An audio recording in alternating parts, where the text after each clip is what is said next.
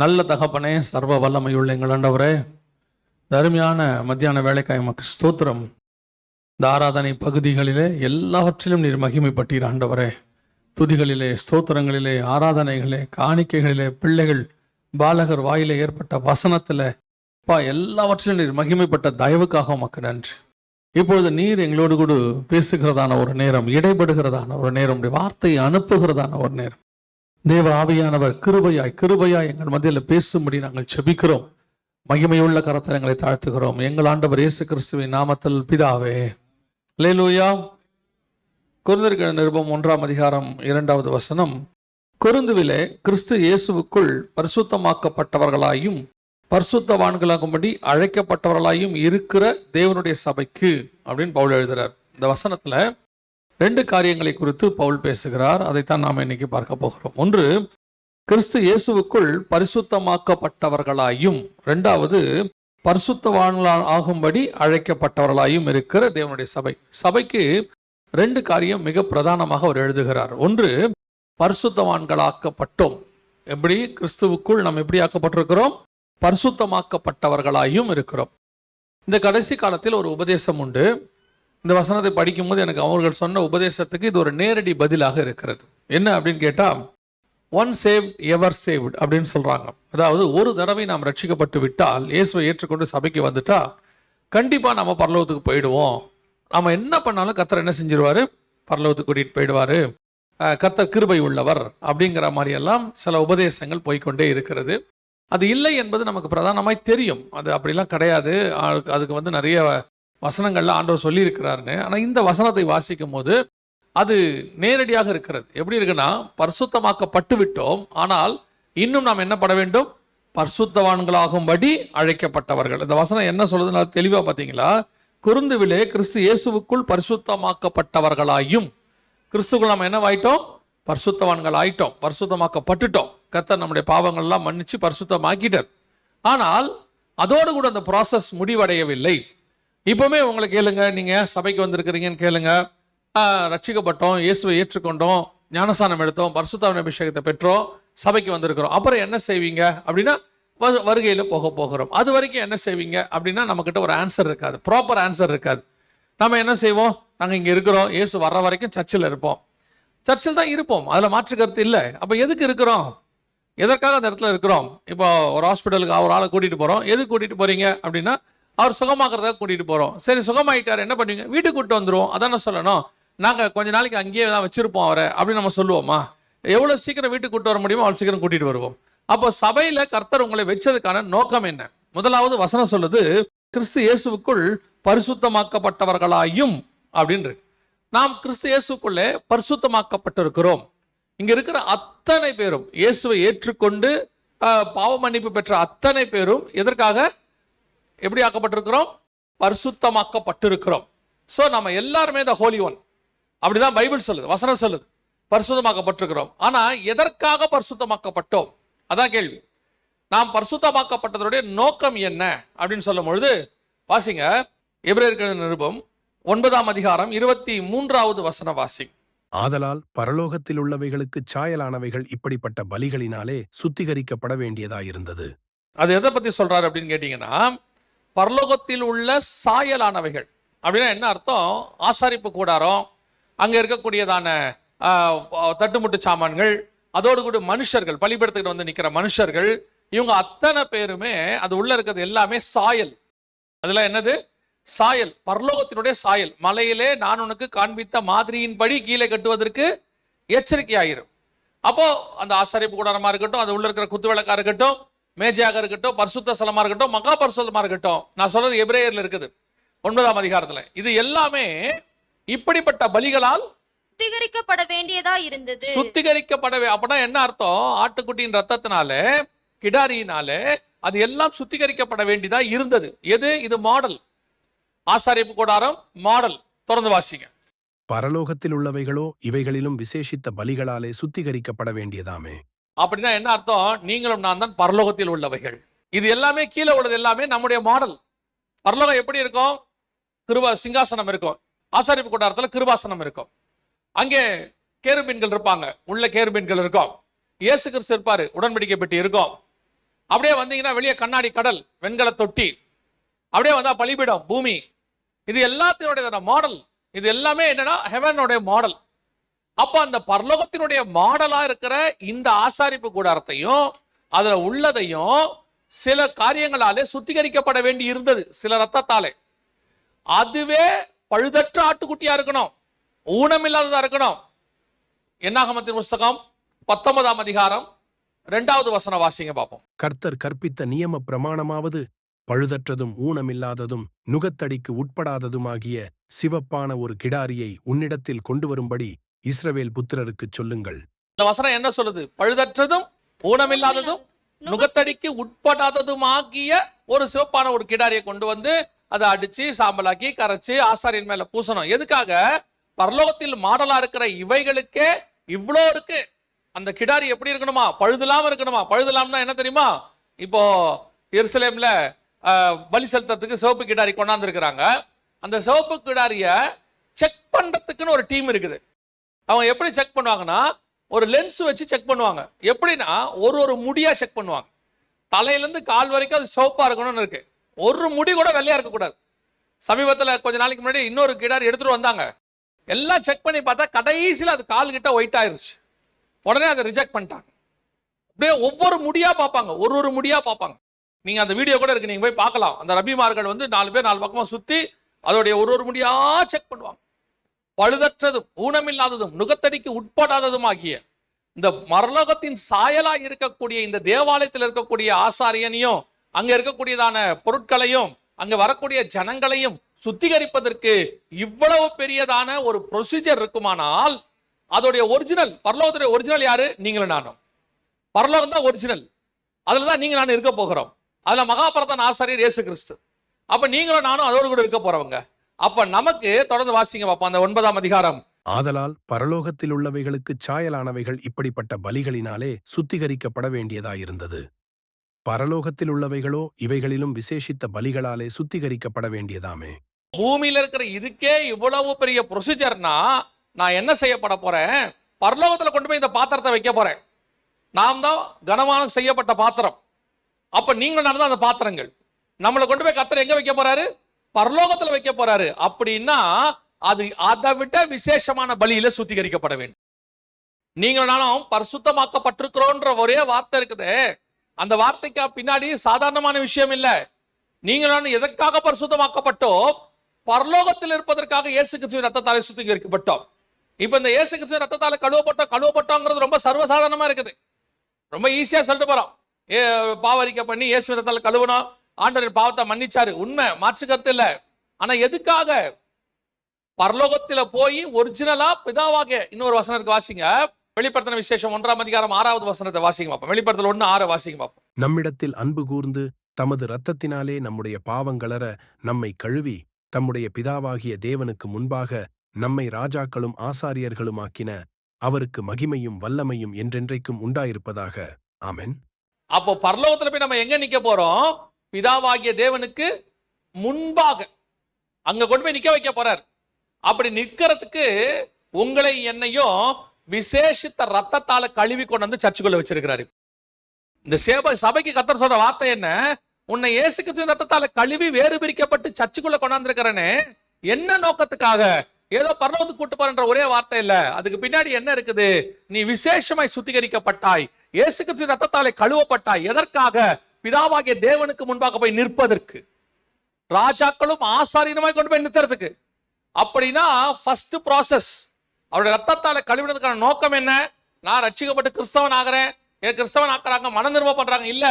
இந்த ஒரே ஒரு ரத்தத்துக்கு மட்டும்தான் உங்களை பரலோகத்துக்கு கூட்டிட்டு போகிறதான உத்தரவாதம் இருக்கிறது. மத்த எல்லா ஆடு மாடு பலிகள் எல்லாம் வேணா செலுத்தலாம், சிவப்பு கிடாரி செலுத்தலாம், பஸ்கா ஆட்டுக்குட்டி செலுத்தலாம், எதை வேணா செலுத்தலாம். அது எல்லாமே மாடல். அது பரலோகத்துக்கு கூட்டு போகக்கூடியதான எந்த விதமான வல்லமையும் அதுக்கு கிடையாது. அதனாலதான் அப்படிப்பட்ட பஸ்கா ஆட்டுக்குட்டி அடிக்கப்பட்டு பலி செலுத்தப்பட்டு கழுவப்பட்ட பழைய ஏற்பாட்டு பரிசுத்தவான்களை குறித்து வசனம் சொல்லுது, அவர்கள் நம்மை அல்லாமல் பூர்ணராகாதபடி விசேஷித்த நன்மையானதொன்றை தேவன் நமக்காக முன்வந்து நியமித்து வைத்தார். அல்லேலூயா. எபிரேயர் 11:39-40 சொல்லுது, அவர்கள் நம்மை அல்லாமல் பூர்ணராகாதபடி. அப்போ உங்களுக்கு எனக்கும் விசேஷித்த ரத்தம் கழுவப்பட்டு சுத்திகரிக்கப்பட்டு அதுதான் வசனம் சொல்லுது, நீங்கள் பரிசுத்தமாக்கப்பட்டவர்களாய் சபைக்கு கொண்டு வரப்பட்டிருக்கிறீர்கள். அப்ப நீங்க உட்கார வைக்கப்பட்டது நோக்கம் என்ன? முதல் ப்ராசஸ் என்ன? ரத்தத்தால கழுவப்பட்டிருக்கிறோம். ரத்தத்தால கழுவப்பட்ட நம்ம மேல ரத்தம் தெளிக்கப்பட்டுச்சா? ஆண்டவர் நம்மள ரத்தத்துக்குள்ள முக்கிய எடுத்தாரா? இல்ல. நாம் விசுவாசித்து அறிக்கை பண்ணும்போது கர்த்தர் தம்முடைய ரத்தத்தாலே நம்மை கழுவுகிறார். நாம் விசுவாசிக்கிறோம், நம்முடைய பாவம் மன்னிக்கப்பட்டிருக்கிறது. நமக்கு ஒரு நிச்சயம் இருக்கு, உத்தரவாதம் இருக்கு. இயேசுவின் ரத்தத்தாலே நான் கழுவப்பட்டேன், ரட்சிப்படைந்திருக்கிறேன், என் பாவம் மன்னிக்கப்பட்டு நான் சுத்திகரிக்கப்பட்டிருக்கிறேன். இதுவரைக்கும் இருக்கு, இதுவரைக்கும் கரெக்ட். அப்படிதான் சபைக்குள்ள கொண்டு வந்தோம். அப்படி கொண்டு வந்திருக்கிற ஆண்டவர் நம்மளை கொண்டு வந்து உட்கார வச்சுட்டார். நீங்க எல்லாம் சபைக்கு வந்தாச்சு. இதோட அந்த ப்ராசஸ் முடியுதா அப்படின்னு கேட்டா முடியல. அந்த 1 கொரிந்தியர் 1:2 திருப்பி வாசிங்க. கொரிந்துவிலே கிறிஸ்து இயேசுவுக்குள் பரிசுத்தமாக்கப்பட்டவர்களாயும் பரிசுத்தவான்கள் ஆகும்படி அழைக்கப்பட்டவர்களாயும் இருக்கிற இயேசுவின் ரத்தத்தாலே கழுவப்பட்டு சபைக்குள்ள நீங்க என்ன ஆயிட்டீங்க? பரிசுத்தமாக்கப்பட்டு கொண்டாந்துட்டீங்க. பாத்திரத்தை கொண்டாந்தாச்சு கழுவி. ஆனால் பரிசுத்தவான்களாகும்படி அழைக்கப்பட்ட இன்னொரு ப்ராசஸ் இருக்குது. அதுதான் அடுத்து செய்ய வேண்டியது. எதுக்காக உங்களை பரிசுத்தமாக்கி சபைக்குள்ள வச்சிருக்கிறாரு? பரிசுத்தவான்கள் ஆகும்படி. ஏங்க, நான் தான் பரிசுத்தமாக்கப்பட்டேனே, அப்பவே என் பேர் பரிசுத்தவான் இல்லையா? நீங்கள் பரிசுத்தவான்கள் தான், அழைக்கப்பட்ட பரிசுத்தவான்களுக்கு எழுதுகிறது. ஆனால் முடிவு பரியந்தம் நிலைநிற்கிறவனே ரட்சிக்கப்படுவான். இந்த பரிசுத்தமானது, அந்த அழைப்பானது கடைசி வரைக்கும் உங்களுக்கு எதிர்பார்க்கப்படுகிறது. அப்போ ஒரு தடவை ரட்சிக்கப்பட்டு வந்துட்டோம், ரத்தத்தால கழுவிட்டோம். இப்போ உங்களுக்குள்ளே நீங்களே சொல்லுங்க, என்னையும் சேர்த்துதான் சொல்றேன், நமக்குள்ள சொல்லுங்க. நான் ரட்சிக்கப்பட்ட பிறகு, ஆண்டவரை ஏற்றுக்கொண்ட பிறகு, அவருடைய ரத்தத்தால கழுவப்பட்டு சபைக்குள்ள வந்த பிறகு இன்னை வரைக்கும் நான் ஒரு பாவமும் செய்யல. அதுக்கப்புறம் நான் பெர்ஃபெக்ட்டா எப்படி பாவ மன்னிப்பு வாங்கினேனோ அதே இடத்துல நான் இருக்கிறேன், அதே மாதிரி சுத்தமா இருக்கிறேன். எத்தனை பேர் இருக்கிறீங்க? இருக்க முடியாது. ரட்சிக்கப்பட்ட பிறகு நமக்குள் இடரல்கள் நிறைய இருந்திருக்கும். நிறைய காரியங்கள்ல நம்ம சில காரியங்களை தவறி இருப்போம். நம்ம சில காரியங்கள்ல கர்த்தருக்கு விரோதமா செஞ்சிருப்போம். அது சிந்தனையிலிருந்து, சித்தத்திலிருந்து, செய்கையிலிருந்து, நடக்கையிலிருந்து நிறைய இருக்குது. அவருக்கு விரோதமான சித்தத்தை செய்யறதுன்னு ஒண்ணு இருக்கு. நான் 100% கர்த்தருடைய சித்தத்தை செஞ்சுட்டேன் அப்படிங்கிறவங்க யாருமே இருக்க முடியாது. இயேசு கிறிஸ்து ஒருத்தர் தான். நாம வேணா முயற்சிக்கலாம், முடியாதுன்னு இல்லை, முயற்சிக்கலாம். 100% நான் கர்த்தருடைய சிந்தை உடையவன், எனக்குள்ள வேற சிந்தை கிடையாது அப்படிங்கிறவங்க எனக்கு தெரிஞ்சிருக்க வாய்ப்பு இல்லை. 100% நான் வேதத்தின்படிதான் நடந்திருக்கிறேன், வேதத்தை தாண்டி ஒரு ஸ்டெப் கூட நான் வச்சதில்லை அப்படின்றவங்க கஷ்டம்.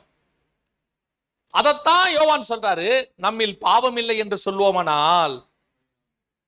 அதுதான் பவுல் சொல்றாரு. நிறைய பேர் சொல்றாங்க, நீ எங்க உங்களை பாவின்றீங்க, எங்க ஒரு நிச்சயத்தை சொல்லுங்க பாப்போம். நான் இயேசுவை ஏற்றுக்கொண்ட அந்த செகண்ட்ல இருந்து இந்த செகண்ட் வரைக்கும் ஐ அம் தி பெர்ஃபெக்ட் ஒன். பவுலே தடுமாறுறேங்கிறாரு. பவுல் சொல்றாரு, நமக்கு தெரிஞ்ச அவருக்கு பேரு பரிசுத்த பவுல்னு சொல்லுவாங்க. நாங்க சபையில உட்கார்ந்திருக்கும் போதெல்லாம் அவருக்கு பேரு செயின்ட் பரிசுத்த பவுல் அப்படின்பா. அந்த மனுஷனே சொல்றாரு, நிர்பந்தமான மனுஷன், எனக்குள்ளே ஒரு போராட்டம் இருக்கிறது, விரும்பாததையே செய்கிறேன். அவரே சொல்றார். அப்ப இப்படிப்பட்டதான இன்னும் பலகீனங்கள் நமக்குள்ள இருந்து போராடிட்டு இருக்கிறோம். இதைத்தான் பரிசுத்தவான்கள் ஆகும்படி அழைக்கப்பட்ட. நான் பரிசுத்தமாக்கப்பட்டு சர்ச்சுக்குள்ள வந்துட்டேன், ஆனால் பரிசுத்தவான்கள் ஆகும்படி அழைக்கப்பட்டிருக்கிறேன். ஆங்கிலத்தில் அழகா இருக்குது, டு பி a saint, புனிதனாகும்படிக்கு. செயின்ட்னா புனிதர்கள்னு சொல்லுவாங்க. இன்னொரு தமிழ் வார்த்தையில நம்ம சொல்லுவாங்களா புனித யோவான், அதுக்கு இங்கிலீஷ்ல வேர்டு பாத்தீங்கன்னா செயின்ட். இந்த இடத்துல அவர் எழுதி இருக்கிறாரு செயின்ட்னு இருக்கு. உங்களை என்னை கர்த்தர் எதுக்கு அழைச்சிருக்கிறாரா? அந்த செயின்ட் ஆகிறதுக்கு, பரிசுத்தமாக்கப்பட்டு பரிசுத்தவான்கள் ஆகும்படி. அப்ப நான் உள்ள வந்துட்டேன். உள்ள வரத்துக்கு ரத்தம் தேவைப்பட்டுச்சு. ரத்தம் தான் என்னை கழுவுச்சு. இயேசு கிறிஸ்துவின் ரத்தம் தான் என்னை சுத்திகரிக்கப்பட்டு உள்ள கொண்டு உட்கார வச்சுச்சு. மாற்று கருத்தே இல்லை. இப்ப இங்கிருந்து தொடர்ந்து இங்கிருந்து இயேசு வருகிற வரைக்கும், அல்லது நான் மரணம் முந்துகிற வரைக்கும் நான் எப்படி பரிசுத்தவான் ஆகணும், பரிசுத்தவான்கள் ஆகிறதுக்கு நான் என்ன செய்யணும்? அதுதானே நமக்குள்ள இருக்கிற பெரிய போராட்டமே. அப்ப அந்த பரிசுத்தவான்களுக்கு என்ன செய்யணும் அப்படின்னா, அடுத்த ஒரு காரியத்தை இயேசு சொல்றாரு. வாசிங்க, யோவான் எழுதின சுவிசேஷம் 15ஆம் அதிகாரம் 3வது வசனம் வாசி. நான் உங்களுக்கு சொன்ன உபதேசத்தினாலே நீங்கள் இப்பொழுதே சுத்தமாய் இருக்கிறீர்கள். இரண்டாவது, நீங்க ரத்தத்தாலே கழுவப்பட்டு சபைக்குள்ள வந்தாச்சு. சபைக்குள்ள வச்ச உங்களை சுத்தம் பண்றதுக்கு கர்த்தர் யூஸ் பண்ற அடுத்த மெத்தட் என்னது? இப்பொழுது நான் உங்களுக்கு சொன்ன உபதேசத்தினாலே நீங்கள் இப்பொழுதே சுத்தமாய் இருக்கிறீர்கள். இப்பொழுதே சுத்தமாய் இருக்கிறீர்கள் அப்படின்னா என்ன அர்த்தம்? இவெல்லாம் யாரு? இந்த 12 பேர் யாரு? இயேசு கிறிஸ்துவாக எல்லாத்தையும் விட்டுட்டு பின்னாடி வந்தவங்க. இயேசு கிறிஸ்துவோட 3 வருஷம் டிராவல் பண்ணவங்க. 3.5 வருஷம். இயேசு கிறிஸ்து இப்போ மரணத்துக்கு நேராக போற இடத்துக்கு வந்துட்டாரு. கல்வாரிக்கு போறதுக்கு முன்னாடி இந்த கான்வர்சேஷன் நடக்குது. அந்த இடத்துல வரும்போது இயேசு சொல்றாரு, அவன் ஏற்கனவே மீனை விட்டுட்டு வந்தவன், ஏற்கனவே எல்லாத்தையும் விட்டு பின்பற்றினவன், அவரோடு கூட மரிக்கும்படி போவோம் தோமா சொல்றாரு. அப்படிப்பட்டதான அந்த சீஷர்களை பார்த்து கர்த்தர் சொல்றாரு, இப்பொழுது நான் சொன்ன உபதேசத்தினாலே நீங்கள் என்னவாய் இருக்கிறீர்கள்? சுத்தமாய் இருக்கிறீர்கள். இதான் ரொம்ப முக்கியம். சபைக்குள்ள வந்தாச்சு, கழுவப்பட்டாச்சு. ஆனா ரத்தத்தால கழுவப்பட்டுட்ட நிச்சயம் இருக்கு. ஆனால் தொடர்ந்து என் ரட்சிப்பு பூரணப்படும்படிக்கு முடிவு பரியந்தம் நிலைநிற்கிறவனே. அப்ப அந்த ரட்சிப்பு பூரணப்படுவதற்கு அடுத்த ப்ராசஸ், அடுத்து செய்ய வேண்டியது என்ன தெரியுமா? உங்களுக்கு கொடுக்கப்படுகிற உபதேசத்தினாலே நீங்கள் சுத்தமாய் கொண்டே இருக்கணும். அதுக்குதான் உங்களுக்கு வார ஆவியானவர் என்ன பண்றாரு? உங்களுக்கு வசனத்தை கொடுத்துக்கிட்டே இருக்கிறார். ஆவியானவர் உங்களுக்கு வசனத்தை கொடுத்து அந்த வசனம் உங்களை என்ன செய்யுது? சுத்தமாக்குதுன்னு வசனம் சொல்லுது. சுத்தமாக்குதா? அப்ப அது சுத்தமாக்குதுன்னா என்ன பண்ணணும்? அந்த சுத்தமாக்கத்துக்கு, அந்த வசனம் சுத்தமாக்கத்துக்கு உங்களை விட்டு கொடுக்கணும். உட்கார்ந்து ஆவியானவர் சொல்லுகிறதை, சபைகளுக்கு சொல்லுகிறதை காது உள்ளவன் கேட்க கடவன். அப்ப சபைக்கு சொல்றத உட்கார்ந்து சபை கேட்கணும் இல்லை? ஏன்னா பரிசுத்தவான்கள் ஆகும்படிக்கு சபைக்கு தான் சொல்றாரு. கொரிந்தியர்கள் எழுதும்போது சொல்றாரு, பரிசுத்தவான்கள் ஆகும்படி அழைக்கப்பட்டவர்களுமா இருக்கிற தேவனுடைய சபைக்கு. அப்ப சபை இரண்டாவது சுத்திகரிக்கிற ப்ராசஸ். முதல் ப்ராசஸ் இயேசுவின் ரத்தத்தால கழுவப்பட்டு வெளியே இருந்த உங்களை உள்ள கூட்டு வந்துட்டார். அப்ப உள்ள கூட்டு வந்த உங்களை அடுத்து இன்னும் ஒரு ப்ராசஸ் இருக்கு, சுத்திகரிக்கிற ப்ராசஸ். அது எது? அவருடைய உபதேசத்தினாலே நீங்கள் சுத்தமாவீர்கள். அப்ப சபை வேற எதாலையும் சுத்தமாக்கப்படாது, கிரியையினால் அல்ல. சபை வசனத்தினாலே தான் சுத்தமாக்கப்படும். அப்ப வசனத்தை எவ்வளவு சபை சுத்திகரிப்புக்கு ஒப்பு கொடுக்குதோ. நாங்க சமீபத்துல இந்த கண்ணாடி செய்யறதுக்காக பாரிஸ்ல ஒரு இடத்துக்கு போயிருந்தோம். அந்த கண்ணாடி செய்யற இடத்துல உள்ளவங்க ஒரு பிலிவர், அவங்க வந்து சொன்னாங்க, பாஸ்டர் பாருங்க இந்த ப்ராசஸ் எப்படி இருக்குன்னு வந்து உள்ள பாருங்க. பொதுவாக அதெல்லாம் அலோவ் பண்ண மாட்டாங்க. இப்போ நாங்க போனப்போ அவங்க சொன்னாங்க, வாங்க பாஸ்டர் பாருங்க இந்த ப்ராசஸ் பாருங்க எப்படி செய்யறாங்கன்ட்டு. இப்போ நம்ம கண்ணாடி ரவுண்டா பாக்குறோம், இந்த மாதிரிலாம் பாக்குறோம்ல, எல்லாரும் கண்ணாடி போட்டுருக்கிறவங்க எல்லாம். ஆனா அந்த கண்ணாடி அப்படி இருக்காது. இந்த கண்ணாடி முதல்ல இருக்கும்போது அப்படி இருக்கவே இருக்காது. அது நல்லா தடியா வரும் கண்ணாடி, நல்லா தடியா ஒரு கண்ணாடி வரும். அதை என்ன பண்ணுவாங்கன்னா, ஒவ்வொரு ப்ராசஸ் இருக்கு அதுக்கு. நம்ம கிட்ட வந்து பவர் கரெக்ட் ஆகி கண்ணு செக் பண்ணி நல்லா இருக்குதுன்னு சொல்றோம்ல, போட்டு பார்த்துட்டு இந்த ஃப்ரேம் ஒண்ணுமே கிடையாது தெரியுமா உங்களுக்கு? உள்ள இருக்க கண்ணாடி தான் விஷயம். நமக்கு கண்ணாடி பத்தி ஒண்ணுமே தெரியாது, ஃப்ரேம் பத்தி ஒண்ணுதான் தெரியும். நம்ம போய் பார்க்கறதே ஃப்ரேம் நல்லா இருக்கா, மெல்லிசா இருக்கா, கருப்பா இருக்கா, பிரவுனா இருக்கா, சதுரமா இருக்கா, இந்த ஃப்ரேம் கண்ணு முகத்துக்கு நல்லா இருக்கா, நீ என்ன வேணா நல்லா போட்டு உள்ள பவர் போச்சுன்னா கதை முடிஞ்சு. சிலருக்குலாம் கண்ணாடி போட்டவொடனே மேடு மாதிரி தெரியும் அப்படியே கீழே. ஃபர்ஸ்ட் கண்ணாடி போட்டோன்னா நமக்கு என்ன தெரியும்? முன்னாடி அப்படியே மேடா தெரியும், சிலருக்கு மயக்கமா வரும். we are only concentrating on the frames. ஆனால் கண்ணாடி தான் இங்க இம்பார்ட்டன்ட். அப்ப அங்க போனா இந்த கண்ணாடிக்கு ஒரு ப்ராசஸ் இருக்கு. அது வர ஷேப்ல அது இல்ல, இந்த ஷேப்ல அது வரல, அது தடியா வருது. அதை போட்டு தேய்க்கிறாங்க, உருமாத்துறாங்க. அதுக்கப்புறம் ஒரு லோஷன் இருக்கு, அது உள்ள போட்டு எடுக்கிறாங்க. அப்படியே சூடா என்னென்னமோ சொன்னாங்க, அது பேர்ல நமக்கு டெக்னிக்கல் நேம் சொன்னாங்க, நமக்கு தெரியல. எல்லாத்தையும் போட்டு முடிச்சு எல்லாம் எடுத்து வந்தா இப்படி வருது. அதே ப்ராசஸ் அங்க பார்க்கும் போது நான் கண்டுபிடிச்சது ஒண்ணு என்னன்னா, அதே ப்ராசஸ் ஸ்பிரிச்சுவாலிட்டியிலும் இருக்குது. அந்த கண்ணாடியை முதல்ல கொண்டு வந்து என்ன பண்றாங்க, ஒரு சொல்யூஷன் கூட தான் போட்டு எடுக்கிறாங்க. அதே மாதிரி உங்களை என்னையும் முதல்ல கொண்டு வந்து ஒரு தண்ணிக்குள்ள தான் முக்கிய எடுத்தாங்க. அந்த சொல்யூஷன் தான் ஞானசானம். எடுத்த பிறகு ஒரு நல்ல சூடான ஒரு இதுக்குள்ள போடுறாங்க, போட்டு அதுல ஒரு பிரஷரை கொடுத்து எல்லாம் செய்யறாங்க. அதான் பரிசுத்த ஆவியானவர் அடுத்து உள்ளுக்குள்ள வந்து ஆவியானவர் நம்மளை திருத்துறது. இது ரெண்டாவது ப்ராசஸ். அப்ப சர்ச்சுக்குள்ள வந்த பிறகு உங்களை ரத்தத்தால சுத்திகரிச்சு உள்ள கொண்டு வந்த பிறகு உங்களுக்கு ஒரு ப்ராசஸ் இருக்குது. என்ன ப்ராசஸ்? அவருடைய வசனத்தினாலே சுத்திகரிக்கிற ப்ராசஸ். அந்த வசனத்தை நீங்க கேட்க கேட்க கேட்க இப்பொழுது என் உபதேசத்தினாலே நீங்கள் சுத்தமாக இருக்கிறீர்கள். ஆனா இங்க வந்து என்ன பிரச்சனை? நீங்க வந்து வசனத்தை கேட்டீங்களாங்கிறது தான் பிரச்சனை.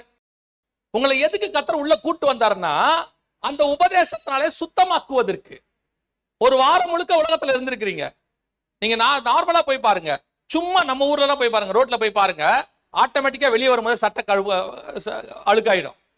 பெரும்பாலும் நம்ம வெள்ளை சட்டை போடுறது இல்ல, ஞாயிற்றுக்கிழமை ஒரு நாள் மட்டும்தான் போடுறோம். எதுக்காகனா, நீங்க என்ன சட்டை போட்டாலும் நம்ம ஊருடைய கணக்குக்கு அது மஞ்சள் சட்டையா மாறிடும், டஸ்டா மாறிடும். அப்படிதானே?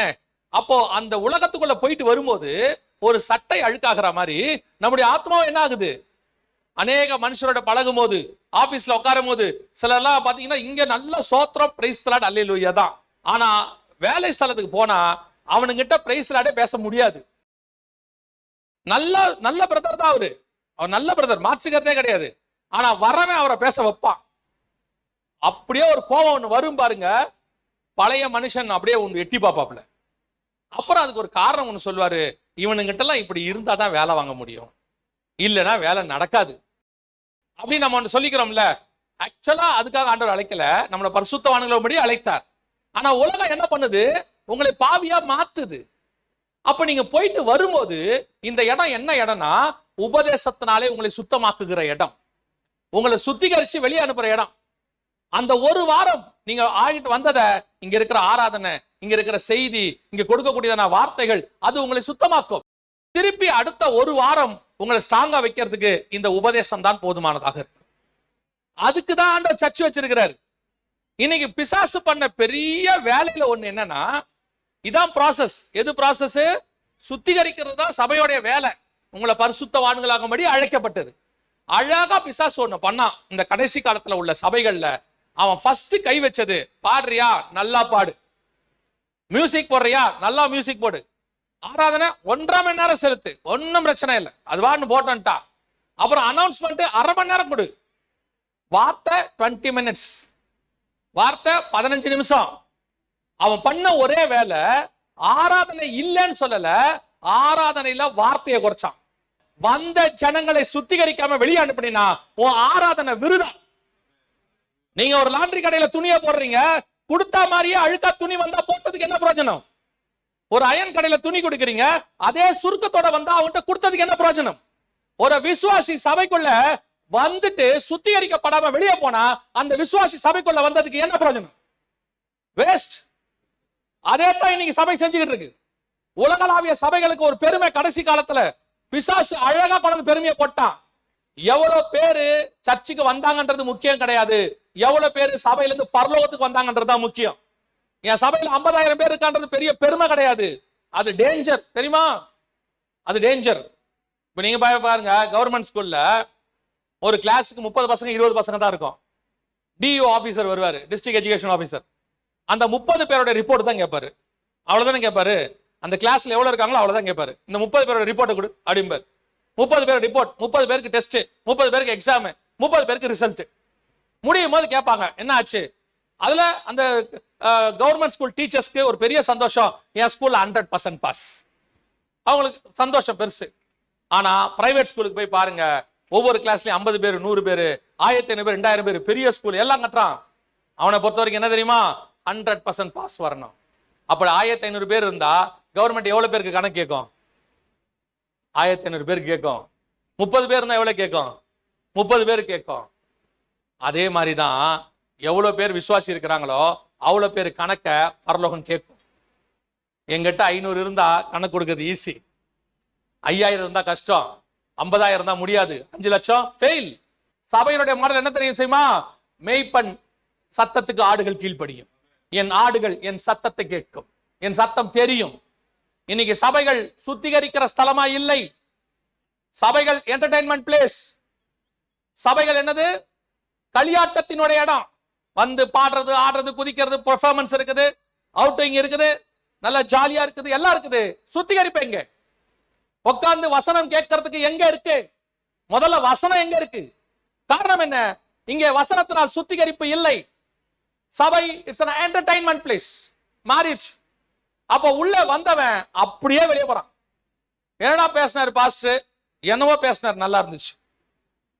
கடைசி வரைக்கும் அவர் என்ன பேசினாரு அவனுக்கு தெரியல. நல்லா தெரிஞ்சுக்கொள்ளுங்க, சபை என்பது கதை கேட்கிற இடம் அல்ல. ஓமை தேவை, ஆனால் ஓமை அல்ல. ஓமையை பார்க்கலாம் அதில் உள்ள ரகசியமே முக்கியம். சபை என்பது சுத்திகரிக்கிற ஸ்தலம். விசுவாசிகளுக்கு சொல்றேன், இங்க வந்துட்டு போகும்போது ஏதோ ஒரு பிக்னிக்கு வந்துட்டு போற மாதிரி போக கூடாது. நீங்கள் பரிசுத்தமாக்கப்பட்டீர்கள், ஆனால் இன்னும் பரிசுத்தவான்கள் ஆகவில்லை. செயின்ட் மாறனன் பைபிள் சொல்லுது. அப்போ அவருடைய வசனத்தினாலே சுத்திகரிக்கப்பட்டவர்களாய் இருந்தால்தான் சபை பரிசுத்தவான்களை 2வது ஸ்தலத்துக்கு போகும். அல்லேலூயா. சரி, இது போதுமா? இதோட முடிச்சிடலாமா அப்படின்னு கேட்டா இல்ல. பைபிள் இன்னும் ஒண்ணு சொல்லுது. வாசிங்க. பரிசுத்தவான்களாகும்படி அழைக்கப்படுவதற்கு என்ன செய்யணும் அப்படின்னா, எசேக்கியேல் புஸ்தகம் 36ஆம் அதிகாரம் 25வது வசனத்துல வாசி. அப்பொழுது நான் உங்கள் மேல் சுத்தமான ஜலம் தெளிப்பேன். நான் உங்களுடைய எல்லா அசுத்தங்களையும் உங்களுடைய எல்லா நரகலான விக்கிரகங்களையும் நீக்கி உங்களை சுத்தமாக்குவேன். நீங்கள் சுத்தமாவீர்கள். இந்த சுத்தமாகறதுக்கு கர்த்தர் அடுத்து செய்யறது என்ன தெரியுமா? உங்கள் மேல் சுத்தமான ஜலம் தெளிப்பேன். இந்த வசனத்தை உலகத்திலேயே தப்பா புரிஞ்சுக்கிட்டு ஒரு பெரிய கூட்டம் இதை ஃபாலோ பண்ணிட்டு இருக்கு. நீங்கள் சுத்தமாவதற்கு எதை தெளிப்பேன்? அதுல வந்ததுதான் தெளிப்பு ஞானசானம். அதுல வந்ததா என்ன ஞானசானம்? தெளிப்பு ஞானசானம். தலையில தண்ணி தெளிச்சுட்டா என்ன ஆயிடுவாங்க? சுத்தம். ஏன்னா இயேசு ஆண்டவர் சொல்லியிருக்கிறாரே, உங்கள் மேல் நான் சுத்தமான ஜலம் தெளிப்பேன். சரி, அதை நீங்க அப்படியே எடுத்துக்கிறீங்கன்னா தொடர்ந்து வாசிக்குமா அந்த வசனத்தை திருப்பி வாசிங்க. அப்பொழுது நான் உங்கள் மேல் சுத்தமான ஜலம் தெளிப்பேன். நான் உங்களுடைய எல்லா அசுத்தங்களையும் உங்களுடைய எல்லா நரகலான விக்கிரகங்களையும் நீக்கி. தெளிக்கிற இடத்துல இருக்கிற விக்கிரத்தை தூக்கிடுவாங்களா? இங்க சொல்றது தெளிப்பு ஞானசானமே இல்ல. முதல்ல இங்க பேசுறது வேற விஷயத்தை பத்தி ஆண்டவர் பேசிட்டு இருக்கிறார். இன்னைக்கு சுத்தமாக்குறதுக்காக தண்ணி தெளிச்சா, அப்போ அந்த தண்ணி தெளிக்கிற ஆட்கள் என்ன செய்யணும்? விக்கிரகத்தையும் தூக்கணும்.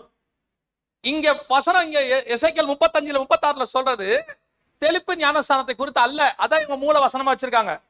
நான் தெளிப்பேன், அப்பொழுது நீங்கள் சுத்தமாவீர்கள். சுத்தமாவீர்கள் அது அல்ல. அதுக்கு அர்த்த வசனம் வாசிங்க. உங்களுக்கு நலமான இருதயத்தை கொடுத்து உங்கள் உள்ளத்திலே புதிதான ஆவியை கட்டளையிட்டு. என்ன விட்டு? புதிதான ஆவியை கட்டளையிட்டு. பரிசுத்த ஆவியானவரை பத்தி பேசுதங்க. பரிசுத்த ஆவியானவருக்கு தான் ஜலம்னு அர்த்தம். நதி போல பாய்கிறார். வசனம் தெரியல உங்களுக்கு? கணுக்கால் அளவு, முழங்கால் அளவு, இடுப்பு அளவு. நான் என்ன செய்வேன்? உங்க மேல பரிசுத்த ஆவியை ஊதுவேன். பரிசுத்த ஆவியானவர் உங்கள் மேல் இறங்குவார். அக்கினிமயமான நாவுகள் இறங்கும்னு சொன்னார் பாருங்க, அந்த மாதிரி இறங்குவார். அப்பொழுது நீங்கள் சுத்தமான ஆவி உடையவர்களாய் மாறுவீர்கள். இதுக்கு ஒத்த வசனம் புதிய ஏற்பாட்டுல பவுல் எழுதுறார். வாசிங்க. எபேசியருக்கு நிருபம் 5ஆம் அதிகாரம் 26 வாசிங்க. தாம் அதை திருவசனத்தை கொண்டு தண்ணீர் முழுக்கினால் சுத்திகரித்து பரிசுத்தமாக்குகிறதற்கு கலை திரை முதலானவைகள் ஒன்றும் இல்லாத பரிசுத்தமும் பிழையற்றதுமான மகிமையுள்ள சபையாக அதை தமக்கு முன் நிறுத்திக் கொள்வதற்கும் தம்மை தாமே அதற்காக ஒப்பு கொடுத்தார். இந்த வசனத்துல இந்த செய்தியோட எல்லா பாயிண்டும் இருக்கும். இப்ப நம்ம எடுக்கிற எல்லா பாயிண்டும் இந்த ஒரே வசனத்துல இருக்கும். எபேசியர் 5:26 வசனம் சொல்லுது, அவர் தம்மை ஒப்பு கொடுத்து சபையை நிலைநிறுத்தினார். அதான் ரத்தத்தால கழுவினார்.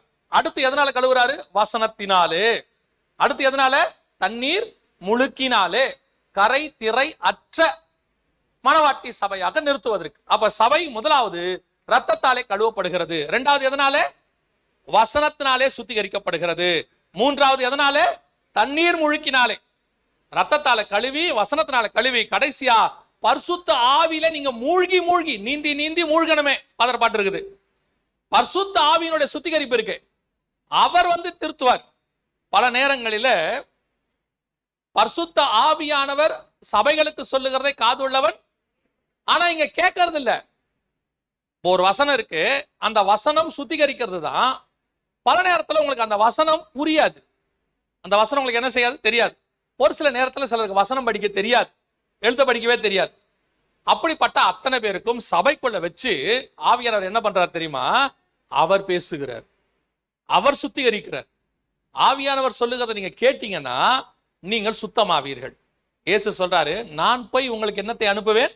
பரிசுத்த ஆவியை அனுப்புவேன். அவர் பாவத்தை குறித்தும் நீதியை குறித்தும் நியாய தீர்ப்பை குறித்தும் கண்டித்து உணர்த்துவார். அப்ப அடுத்து நீங்கள் வசனம் வந்துருச்சு, வசனம் சுத்திகரிக்கும். வசனத்துக்கு அடுத்த இன்னொரு சுத்திகரிப்பு இருக்குது. நீங்க வசனத்தை கேட்டுட்டீங்க, சர்ச்சில் பேசிட்டாங்க, ஆனா அந்த வசனம் உங்களுக்குள்ள கிரியை செய்ய வைக்கிறது யார் தெரியுமா? பரிசுத்த ஆவியானவர். அவர் தான் உதவி செய்கிறவராக இருக்கிறார். நம்முடைய பலவீனங்களிலே அவருடைய பலன் பூரணமா விளங்குது. எல்லாம் நிறைய பேட்ட பிரச்சனை என்ன தெரியுமா? எனக்கு சத்தியம் தெரியுது, சத்தியம் கேட்கிறாங்க, சத்தியம் இருக்கு சபையில, நிறைய சபைகள் இருக்கு. அங்க இருக்கிறவங்க ஏன் பலவீனமா இருக்கிறாங்க? அங்க இருக்க சபைகள்ல ஏன் பலகீனம் இருக்கு அப்படின்னா, அவங்க லைஃப்ல ஆவியானவர் கிரியை செய்யறதுக்கு இடம் கொடுக்கறது இல்ல. வசனம் வந்துடுது, வசனம் கேட்டுறீங்க, அந்த வசனத்தை ஆவியானவர் உங்களுக்குள்ளே கிரியை செய்ய இடம் கொடுக்குறீங்களா? ஆவியானவருக்கு இம்பார்ட்டன்ஸ் கொடுக்குறீங்களான்னா அங்கதான் இங்க பிரச்சனையா இருக்குது. இப்போ வசனம் கேட்டு போயாச்சு, போகும்போதே ஆவியானவர் எங்க பேசுறது? இங்க போகும்போதே நான் வந்து நீங்க இதுல தப்பான விஷயத்த பாக்குறீங்கன்னு சொல்லல, அதை புரிஞ்சுக்கோங்க. நீங்க தப்பான விஷயத்த பாக்குறீங்கன்னு சொல்லல. ஆவியானவருக்கு பிரியமில்லாத விஷயத்த பாக்குறீங்க. ஆவியானவருக்கு எது பிரியம்? இப்போ உங்களை நம்ம ஒரு உதாரணத்துக்கு சொல்றேன். நம்மளுக்கு கெட்ட வார்த்தைனா என்ன? இப்போ நமக்கு கெட்ட வார்த்தைனா ஒண்ணு இருக்குல்ல உலக பிரகாரமா, ஆனா ஆவியானவருக்கு கெட்ட வார்த்தைனா அது இல்ல. அவர் சொல்றாரு, பக்தி விருத்திக்கு ஏதுவான நல்ல வார்த்தைகளையே பேசுங்கள். அப்ப கெட்ட வார்த்தைனா என்னன்னா, உலகத்தான் பேசுறது அதெல்லாம் கெட்ட வார்த்தை. பக்தி விருத்திக்கு ஏதுவல்லாத வார்த்தையை பேசுறமே, அதுவே அவருக்கு கெட்ட வார்த்தைன்னு இருக்குது. இப்படி யோசிச்சு பாருங்க. எத்தனை பேர் ஒரு ஜேர்னி போறீங்க, ஒரு டிராவல், ஒரு 3 மணி நேரம் 4 மணி நேரம் யாரோ ஒருத்தரோட போறீங்க. எவ்வளவு பக்தி விருத்திக்கு ஏதுவா பேசியிருப்பீங்க? எவ்வளவு பேசியிருப்பீங்க? எத்தனை பேர் பக்தி விருத்திக்கு ஏதுவா உங்க டிராவல்ல பேசுவீங்க சொல்லுங்க. அதே மாதிரி தான் ஆவிக்குரிய வாழ்க்கையிலும் சரி, நம்ம எப்பவுமே என்ன செய்யணும் அப்படின்னா, தேவையானதுக்கு மட்டும்தான் பேசணும். தேவையானதுக்கு என்ன செய்யக்கூடாது? ஆவியானவர் சொல்றாரு, அதுலயும் பக்தி விருத்திக்கு ஏதுவானது மட்டும்தான் பேசணும். வேற எதையும் என்ன செய்யக்கூடாது? பேசக்கூடாது. இப்ப நம்ம அப்படி செஞ்சுட்டு இருக்கிறோமா? பக்தி விருத்திக்கு ஏதுவானதை மட்டும் பேசுறோமா? இன்னைக்கு ஆகாத சம்பாஷணைகள் நல்லொழுக்கத்தை என்ன செய்யுமா? கெடுக்கும். அப்படியே ஆகாத சம்பாஷணைகள் நல்லொழுக்கத்தை கெடுக்கும். அதே தான் உங்களுக்கு சொல்றேன், கவனிங்க. பரிசுத்த ஆவியானவர் உங்ககிட்ட பேசும்போது அவருக்கு இடம் கொடுக்கணும். பரிசுத்த ஆவியானவர் உள்ளே வரும்போது இடம் கொடுக்கணும். அவர் வந்து உங்களை சுத்திகரிக்கணும். அப்ப அவருக்கு நீங்க கொஞ்சம் இடம் கொடுக்கணும்ல. வசனம் கேட்கறதுனால மட்டும் நீங்கள் சுத்திகரிக்கப்பட்டீங்கன்னா இல்ல. வசனம் வரும். வாலிபன் எதனால் தன் வழியை சுத்தம் பண்ணுவான்? கர்த்தருடைய வசனத்தின்படி தன்னை. ஆனால் ஆவியானவர் தான் பலப்படுத்துகிறவர். நம்ம பாவத்தை விட நம்முடைய மாம்சம் இல்ல இருக்குல்ல, அந்த பாவம் எல்லாம் பெருசு. அதை ஜெயிக்கிற வல்லமை ஆவியானவர்கிட்ட தான் இருக்குது. அவர் தான் நமக்கு துணை செய்கிறவர். அப்போ சபை சுத்திகரிக்கப்படுவதற்கு 3வது மிக முக்கியமானது என்னது? பரிசுத்த ஆவியானவர். அதனாலதான் நம்ம ஆவிக்குரிய சபைன்னு சொல்றோம். பல இடங்கள்ல சபைகளை நீங்க போய் பாத்தீங்கன்னு சொன்னா, ஆண்டவர் இருக்கிறாரு, பைபிள் இருக்கு, எல்லாம் இருக்கு, ஆவியானவர் இல்ல. ஆவியானவர் இல்லாததுனால சபை பூர்ணமாகுதல் இல்லை. சபை என்ன ஆக மாட்டேங்குது? பரிசுத்தமாக மாட்டேங்குது. குடிக்கிறவன், சிகரெட் பிடிக்கிற எல்லாம் அங்க சகஜமா இருக்குது. கேட்டா சொல்றாங்க, பண்டிகைக்கு குடிக்கிறது ஒண்ணும் தப்பு இல்லைங்க, பண்டிகைக்கு அத்தனை பேர் என்ன பண்ணிட்டு வரான்? குடிச்சிட்டு வரான். ஆனா இங்க பாருங்க, ஆவியானவர் அதை கண்டித்து உணர்த்துகிறார். குடிக்க கூடாது, சிகரெட் பிடிக்க கூடாது, இப்படிலாம் செய்யக்கூடாது. இதை கண்டித்து, அந்த கண்டித்தல் யார் செய்வா? ஆவியானவர் செய்வார். அதுக்கு நீங்கள் செய்ய வேண்டிய 3வது மிக முக்கியமான விஷயம், பரிசுத்த ஆவியானவருக்கு என்ன கொடுக்கணும்? இடம் கொடுக்கணும். இடம் கொடுத்து அவர் சுத்திகரிக்கிறதுக்கு உங்க வாழ்க்கையை கொடுக்கணும்.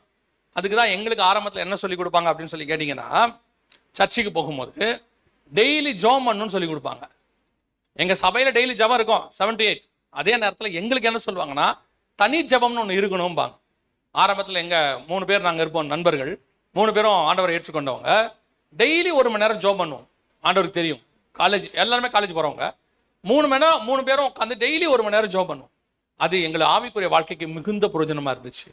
அந்த வாலிப பிராயத்துல உலகத்தை ஜெயிக்கிறதுக்கும் ஆண்டவருக்குள்ள ஸ்திரப்படுறதுக்கு, இன்னும் சபையில கொடுக்குற வசனத்தை ஃபாலோ பண்றதுக்கு, அந்த ஆவியில நிறைஞ்சு 1 மணி நேரம் ஜெபம் பண்றோம்ல, அது மிகுந்த பிரயோஜனமா இருக்கும். இன்னைக்கு நம்ம என்ன நினைக்கிறோம்? சர்ச்சுக்கு வந்துட்டு போறோம், ஞாயிற்றுக்கிழமை ஒரு நாள் வந்துட்டு போயாச்சுன்னா நம்முடையதான ஆவிக்குரிய கடமை நிறைவேறிடுச்சு அப்படின்னு நினைக்கிறோம். ஆனா இல்ல, உங்க வாழ்க்கையில ஆவியானவருக்கு இடம் கொடுக்கணும். உங்களுக்கும் ஆவியானவருக்கும் மனுஷன் தொடர்பு இல்லாம ஒரு 1 மணி நேரமாவது டெய்லி இருக்கணும். நீங்களும் ஆவியானவரும் உட்காந்து ஒரு 1 மணி நேரம் உட்காந்து நல்லா ஜெபம் பண்ணி பாருங்க.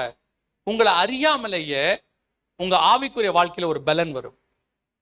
எப்படிங்க வரும் அப்படின்னா, பாருங்க, நீங்க ரொம்ப வீக்கா போய் ஹாஸ்பிட்டல்ல படுக்கிறீங்க, அவ்வளவுதான், மயக்கம் அடிச்சிட்டீங்க, உங்களை கொண்டு போய் படுக்க வச்சுட்டாங்க. உங்களுக்கு வாய் வழியா மருந்துலாம் கொடுக்க முடியாது. என்ன பண்ணுவாங்கன்னா, ட்ரிப்ஸ் போடுவாங்க இல்லையா? ட்ரிப்ஸ் ஏத்துறாங்கல்ல, அதுலயே என்ன பண்ணுவாங்க? மெடிசனும் போடுவாங்க. நல்லா கவனிச்சு பாத்தீங்களா? ஒரு 2 மணி நேரத்துல ஜுரம் இறங்கிடுது. இறங்குதா இல்லையா? நல்லா இறங்கிடுது. ஆட்டோமேட்டிக்கா ஒரு பலன் வருது. அப்புறம் 2-3 நாள் அங்கேயே இருக்கீங்க. இப்ப நீங்க ஏஞ்சி உட்கார்ற அளவுக்கு மாறிடுறீங்க. எப்படி நடந்துச்சு? எப்படி நடந்துச்சு? அந்த மருந்து உள்ள போய் என்ன பண்ணுச்சு உங்களுக்கு தெரியுமா? எந்தெந்த இடத்துக்கு போச்சுன்னு தெரியுமா? அந்த மருந்துல இருக்கிறதான அந்த கெமிக்கலோ அல்லது காரியங்களோ உங்க உடம்புக்குள்ள எந்தெந்த கிடைச்சு போது தெரியுமா? தெரியாது. உள்ள போச்சு, அது போய் வேலை செய்து அதோடையதான ரியாக்ஷன் வெளியே தெரியுது. படுத்திருந்த நீங்க ஏஞ்சி உட்கார்ற அளவுக்கு வந்துட்டீங்க. இப்ப வீட்டுக்கு போக சொல்றாங்க. போகும்போது சொல்லுவாங்க, இன்னென்ன டயட் கொடுங்க. இந்த டயட்டை நீங்க டெய்லி ஒரு வாரம் கரெக்டா சாப்பிடுவீங்க, மாத்திரை போடுவீங்க. நல்லா கவனிச்சு பாருங்க, அப்படியே உங்களுடையதான உடம்பு நல்லா தேறிக்கிட்டே வரும். இப்ப அந்த சாப்பாடு உள்ள போய் என்ன பண்ணுச்சு தெரியுமா? அந்த மருந்து என்ன பண்ணுச்சு தெரியுமா? தெரியாது. அதை நீங்க எடுக்க எடுக்க இங்கே உங்க சரீரம் பலப்படுது. அதே மாதிரிதான் நீங்கள் வேத வசனத்தை வாசிக்க வாசிக்க, டெய்லி ஆவியில நிறைஞ்சு ஜெபிக்க ஜெபிக்க ஜெபிக்க, ஆட்டோமேட்டிக்கா உங்கள் ஆத்மா பலனடைய தொடங்கும். உங்க ஆவியில ஒரு களி கூறுதல் வரும். அது எப்படிங்க வெளியே தெரியாது? தெரியும். எப்படி உள்ள மருந்து போனா வெளியே பலன் தெரியுதோ, அதே மாதிரிதான் உள்ளுக்குள்ள ஆவியானவர் ஸ்திரப்பட ஸ்திரப்பட ஸ்திரப்பட வசனம் உங்களுக்குள்ள ஊற ஊற ஊற உங்களுடைய ஆவிக்குரிய வாழ்க்கை ஜெயம் பெறுகிறது நீங்கள் பார்ப்பீர்கள். நீங்க எதுல தோத்துக்கிட்டு இருந்தீங்களோ அதுல ஜெயிப்பீங்க. எதுல விழுந்துகிட்டு இருந்தீங்களோ அதை ஜெயிப்பீங்க. எதை விட முடியாதுன்னீங்களோ அதை விட்டு இருப்பீங்க. அதுக்கு ஆவியானவர் உங்களுக்குள்ள வரத்துக்கு நீங்க இடம் கொடுக்கணும்ல. அந்த இடம் கொடுக்கறதுக்கு ஒரு மணி நேரமா அது வேணாமா? டாக்டர் சொல்றாரு 3 நாள் ஐசியூல வைங்கன்றாரு. அப்பதான் காப்பாற்ற முடியுங்கிறாரு. நீங்க 1 மணி நேரம் ஆண்டவரோட இருங்க, டெய்லி இருங்க. அந்த 1 மணி நேரம் ஆண்டவரை தவிர வேற யாருக்கும் இல்லைன்னு வைங்க. நான் ஆவியானவருடைய துணையோட சொல்றேன், நான் பலப்படுத்தினால சொல்றேன், உங்க ஆவிக்குரிய வாழ்க்கைய பலப்படுத்தி உயர்த்தி சுத்திகரித்து பரிசுத்தவான்கள் ஆகும்படி ஆவியானவர் உங்களை மாத்துவார். அது நடக்கும், கண்டிப்பா நடக்கும். ஆனா நீங்க அந்த 1 மணி நேரத்தை கொடுக்காம, இது எப்படி இருக்கு தெரியுமா? சில ஆட்கள்லாம் வீட்டுல இந்த சகோதரிமார்கள்லாம் நல்லா வேலை செய்வாங்க, சாப்பிட மாட்டாங்க பாருங்க. அப்புறம் நல்லா வேலை பார்த்துக்கிட்டே இருப்பாங்க. அப்புறம் துணி துவச்சி பாத்திரம் வேலைக்கு அதை பண்ணி இதை பண்ணி வீட்டு வேலையை பார்த்து சில வெளியில வேலைக்கு போவாங்க. பார்த்தா அப்படியே மயக்கடிச்ச மாதிரி வந்து உட்காருவாங்க. என்னன்னா காலேருந்து சாப்பிடல மறந்துட்டேம்பாங்க. சாப்பிட்றது என்ன பண்ணுவாங்க? மறந்துடுவாங்க. ஆனா சாப்பிட்றத விட்ட உடனே ஆட்டோமேட்டிக்கா என்ன ஆகுது? பாடி வீக் ஆகுது. அதே மாதிரிதான் உங்களை அறியாமலேயே நீங்கள் ஜெபிக்காமல் இருக்க இருக்க, வேத வசனத்தை வாசிக்காமல் இருக்க இருக்க இருக்க உங்கள் ஆத்மா பலவீனப்பட்டுக்கிட்டே போகும். நீங்கள் ஒரு நாள் பாவத்தில் விழுகிறதில்லை, அது ஒரு ப்ராசஸ். நீங்கள் பலப்படப்பட உங்களுக்குள்ள இருந்து ஆவியானவர் உங்களை சுத்திகரிச்சுக்கிட்டே இருப்பார், சுத்தமாக்கிட்டே இருப்பாரு. உலகத்துல உள்ள எல்லா பரிசுத்தவான்களும் ஒரு நாள்ல அவங்க பரிசுத்தவானா மாறல, 50 வருஷம் கழிக்கும் போது அவங்க மிகப்பெரிய பரிசுத்தவானா இருக்காங்க. காரணம் என்னன்னா, இந்த 50 வருஷம் அவங்க ஆவியானவர் பலப்படுத்தி பலப்படுத்தி பலப்படுத்தி தேவனோட நடந்து சஞ்சரிச்சு சஞ்சரிச்சு 300 வருஷம் கழிச்சு ஏனோக்கு எடுத்து கொள்ளப்பட்டார். அவர் 300 வருஷத்துக்கு முன்னாடி சஞ்சரிக்க ஆரம்பிச்சிட்டாரு. ஆனா டே 1ல எடுத்துக்கொள்ளப்படல, 300 வருஷம் கழிச்சு எடுத்துக்கொள்ளப்பட. காரணம், அந்த 300 வருஷங்கிறது ஒரு ப்ராசஸ், அது ஒரு ப்ராசஸ். அதே மாதிரிதான் நீங்கள் டெய்லி ஜெபிச்சு ஜெபிச்சு ஜெபிச்சு வேதத்தை வாசிக்கிறது ஒரு மணி நேரம் கர்த்தரோடு கூட, அதை விட்டுறணும். அந்த 1 மணி நேரத்தை ஆண்டவருக்குன்னு விட்டுறணும். அதை எந்த நேரத்துக்கும் மாற்றக்கூடாது. நீங்க செஞ்சு பாருங்க, உங்க ஆவிக்குரிய வாழ்க்கை எப்படி மாறுதுன்னு பாருங்க. உங்களை பரிசுத்தவான்களாக்கும்படி ஆவியானவர் உங்களுக்கு உதவி செய்வார். ஒரு வசனம் வாசிங்க, முடிக்கலாம். 2 கொரிந்தியர் 7ஆம் அதிகாரம் 1வது வசனம் வாசிங்க, முடிக்கலாம். 2 கொரிந்தியர் 7:1 வாசிங்க. இப்படிப்பட்ட வாக்குத்தத்தங்கள் நமக்கு உண்டாயிருக்கிறபடியினால் பிரியமானவர்களே, மாம்சத்திலும் ஆவியிலும் உண்டான எல்லா அசுசையும் நீங்க நம்மை சுத்திகரித்துக் கொண்டு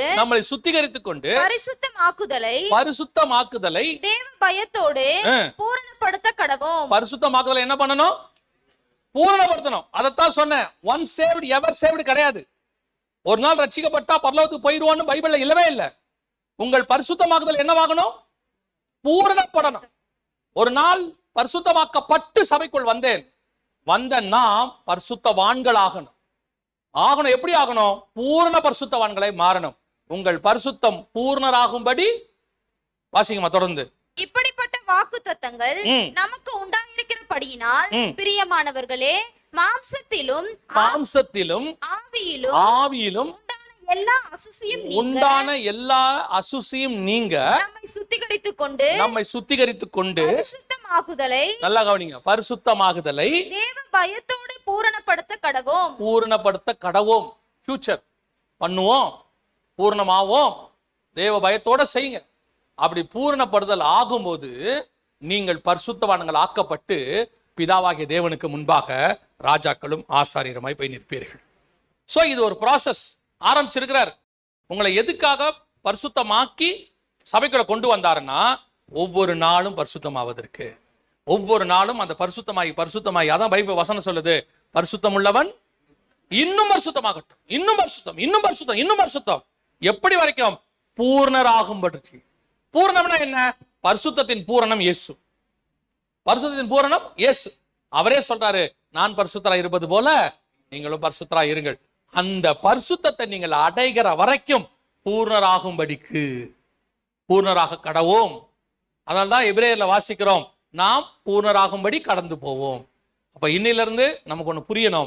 நான் சபைக்கு பரிசுத்தமாகி தான் கொண்டு வந்தார் ஆண்டவர். ஆனா எது கொண்டு வந்தாரு? பரிசுத்தல பூரணமாகி பிதாவுக்கு முன்பாக போய் நிற்பதற்கு. அதுக்கு நான் என்ன செய்யணும்? முதலாவது வசனத்தினாலே கழுவப்பட வேண்டும், சுத்திகரிக்கப்பட வேண்டும். ஒவ்வொரு நாளும் வசனம். இப்போது என் உபதேசத்தினால் நீங்கள் என்னவா இருக்கிறீர்கள்? சுத்தமாக இருக்கிறீர்கள். அடுத்து பரிசுத்த ஆவியினாலே என்ன செய்யப்பட வேண்டும்? சுத்திகரிக்கப்பட வேண்டும், கழுவப்பட வேண்டும். பரிசுத்த ஆவியானவருடைய சத்தத்துக்கு நான் இடம் கொடுக்கணும், பரிசுத்த ஆவியானவருக்கு விட்டு கொடுக்கணும். ஒவ்வொரு நாளும் தேவனோட சஞ்சரிக்கணும், ஆவியானவரை எனக்குள்ள பலப்படுத்தணும். அப்படியே பலப்பட பலப்பட பலப்பட நான் பரிசுத்தத்து மேல் பரிசுத்தம் அடைய தொடங்குவேன். அந்த பரிசுத்தம் பூரணமாகிற இடத்துக்கு வரும். ஒரு நாள் நான் பூர்ணராகி பிதாவாகிய தேவனுக்கு முன்பாக ராஜாக்களும் ஆசாரியருமாய் போய் நிற்க போகிறேன். அல்லேலூயா. இதுதான் ப்ராசஸ். இந்த ப்ராசஸ்ல நீங்க முதல் ஸ்டேஜ் முடிச்சுட்டு உள்ள வந்திருக்கிறீங்க. இன்னும் 2 ஸ்டேஜ் இருக்கு. ஒன்னு வசனம், இன்னொன்னு பரிசுத்த ஆவி. இதுக்கு டெய்லி இடம் கொடுங்க. ஒரு நாள் கிறிஸ்து வரும்போது நாம் அவரை போலவே பரிசுத்தராய் பரலோக ராஜ்யத்தில் இருக்க போகிறோம். அல்லேலூயா. நாம் ஜெபிக்க போகிறோம். எந்திரிக்கலாமா? தேவ சமூகத்துல கரங்களை உயர்த்தி தேவ சமூகத்துல ஒப்பு கொடுப்போமா? ஆண்டவரே, நாங்கள் பூரண பரிசுத்தராகும்படிக்கு விருப்பம் உள்ளவங்க, வாஞ்சை உள்ளவங்க, நான் பிதாவாகிய தேவனுக்கு முன்பாக ராஜாக்களும் ஆசாரியரும் போய் நிக்கணும்னு நினைக்கிறவங்க, நீங்க உலகத்தில் இருக்கும்போது இயேசுவின் ரத்தத்தாலே கழுவப்பட்டு கொண்டு வந்த பட்டீங்க, பரிசுத்தமாக்கப்பட்டுட்டீங்க. இனி பரிசுத்தவான்கள் ஆகும்படி மாறப்போகிறோம். வசனம் சொல்லுது, நம்முடைய பரிசுத்தத்தில் பூரணப்படும்படி நாம் கடந்து போக போகிறோம். வசனத்தினாலும் ஆவியினாலும் நீங்கள் சுத்திகரிக்கப்படுவீர்கள். கர்த்தர் உங்களை சுத்தமாக்குவார். விட்டு கொடுங்க, வசனத்துக்கு இம்பார்ட்டன்ஸ் கொடுங்க. கொடுக்கிற வசனத்துக்கு, பேசுகிற வசனத்துக்கு, ஆவியானவர் இடைபெற்ற வசனத்துக்கு உங்களை விட்டு கொடுங்க. தினந்தோறும் வசனத்தை தியானிங்க. 2வது, ஆவியானவருக்கு உங்க வாழ்க்கையில இடம் கொடுங்க. டெய்லி ஆவியானவரோட கூட நடங்க. ஒரு மணி நேரமாவது ஆவியில நிரம்பி ஜெபம் பண்ணுங்க. தனி அறையில உங்களுக்கும் ஆவியானவருக்கு நடுவில் யாருக்கும் இடம் கொடுக்காம ஒரு மணி நேரமாவது நீங்களும் ஆவியானவரும் 1 மணி நேரம் ஆவியானவர் உங்களை பலப்படுத்துவார். சில காரியங்களை கண்டித்து உணர்த்துவார். உன் பலவீனங்களிலே அவர் பலப்படுத்துவார். அவர்தான் உங்களை பூரண மனவாட்டியை மாத்தி ராஜாக்கள் கையில் கொண்டு ஒப்படைக்கிறவர். ராஜாவாகிய இயேசுவுக்கு முன்பாக கொண்டு போகிறவர் அவர்தான். ஒப்பு கொடுப்போமா? இந்த விருப்பம், வாஞ்ச எனக்கு இருக்கு, ஆண்டவர் என்னோட பேசி இருக்கிறாரு, நான் பூர்ணராகும்படி கடந்து போக போனோம் அப்படி சொல்றவங்க கரங்களை தேவனுக்கு நேராக உயர்த்தி, ஆண்டவரே உடைய கிருபையுள்ள கரத்துல என்னை தாழ்த்துகிறேன், விட்டு கொடுக்கிறேன், ஆண்டவரே என்னை சுத்திகரிங்கப்பா. ஒப்பு கொடுப்போமா? நல்ல தகப்பனே, சர்வ வல்லமையுள்ள ஆண்டவரே, ஆண்டவரே உடைய ரத்தத்தால் கழுவப்பட்டு அழைத்து கொண்டு வரப்பட்ட இந்த பரிசுத்தமாக்கப்பட்ட பரிசுத்தவான்களுக்கு ஆண்டவரே இன்னும் பரிசுத்தமாகுதலை குறித்து, எப்படி பரிசுத்தமாக வேண்டும் என்பதை குறித்து, வசனத்தினாலும் ஆவியினாலும் சுத்திகரிக்கப்பட வேண்டியதை குறித்து, வசனத்தினாலும் ஜலத்தினாலும் மூழ்கப்பட வேண்டியதை குறித்து ஆவியானவர் இடைப்பட்ட தயவுக்காக ஸ்தோத்திரம். இந்த வசனங்கள் 100க்கு 100 பலன் கொடுக்கட்டும், 100க்கு 100 பலன் கொடுக்கட்டும். இந்த வசனத்தை பிசாசானவன் பொறுக்கி போட்டு விடாதபடி கர்த்தர் வேலியடைத்து பாதுகாத்துக் கொள்வீராக. மகிமையுள்ள கரத்தில் தாழ்த்துகிறோம் எங்கள் ஆண்டவர் இயேசு கிறிஸ்துவின் நாமத்தில் பிதாவே.